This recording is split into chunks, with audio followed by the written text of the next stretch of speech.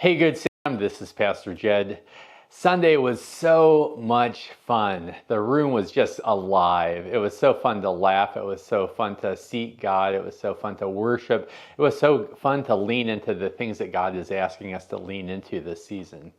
One of the most enjoyable Sundays that I've had in a long time. And that's really surprising because we talked about something that's really challenging for most Christians.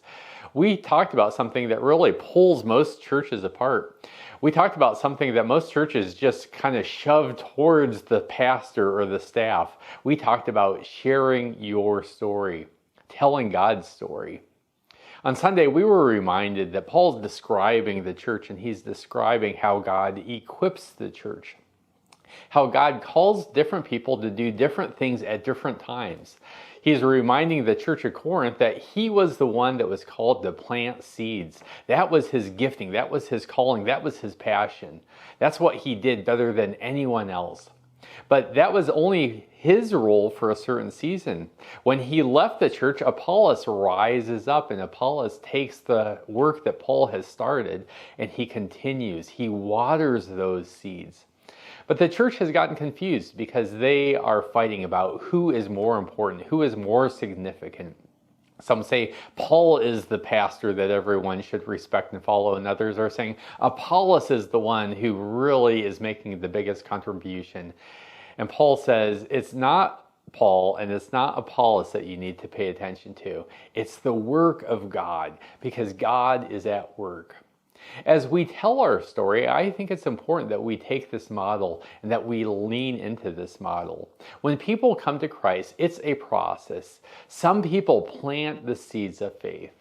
Some people water the seeds of faith. And some people are there as the harvest comes in. And so as a church, we're just asking the question, how can we be a part of the process of people coming to faith? On Sunday, we were reminded that the paradigm that we usually think about is that we meet people and we get to know their name, and then immediately we jump into the question, do you know Jesus? And if you died in the next 5 minutes, would you be visiting Jesus, or would you burn in hell for the rest of eternity? That's a lot of pressure.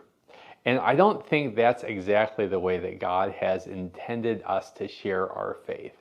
And so we looked at this new paradigm and we asked ourselves the question, can we be a part of this process where we are praying that we would meet people and that we would have a favorable impression, that they would like us, and that they would realize that we're a Christian because we're acting like Christians, and that they would respect our faith because we're living for Jesus and we're loving the way that Jesus loves. And that they would respect the Bible because that's what our faith is grounded on. And that they would begin to hear the good news. Why are they beginning to hear the good news? Because we're living the good news. We're just sharing little snippets of the good news being played out in our life.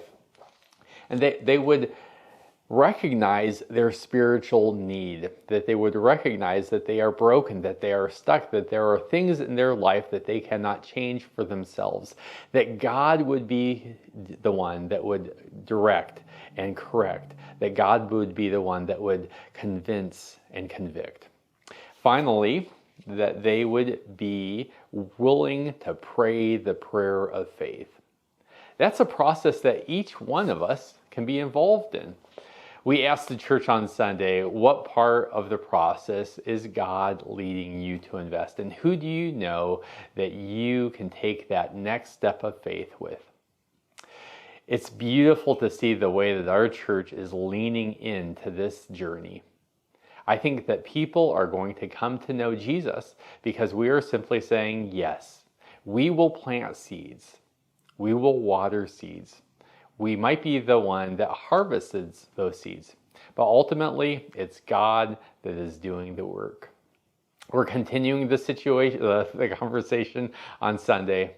I'll see you there. Blessings.